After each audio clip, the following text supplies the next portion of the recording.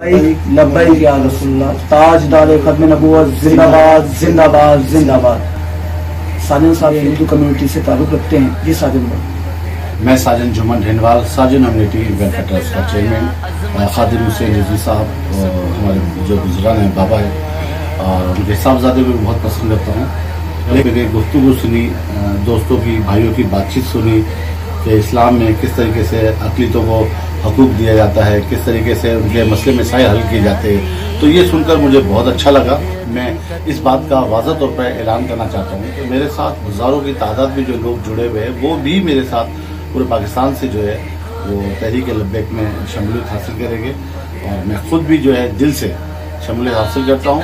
और हमेशा जब तक ज़िंदगी मेरी लाइफ है मैं तहरीक लब्बैक के साथ हूँ, आखिरी दम तक तहरीक लब्बैक के साथ रहूँगा और हमेशा उनका साथ दूंगा। पाकिस्तान जिंदाबाद, पाकिस्तान पाइंदा।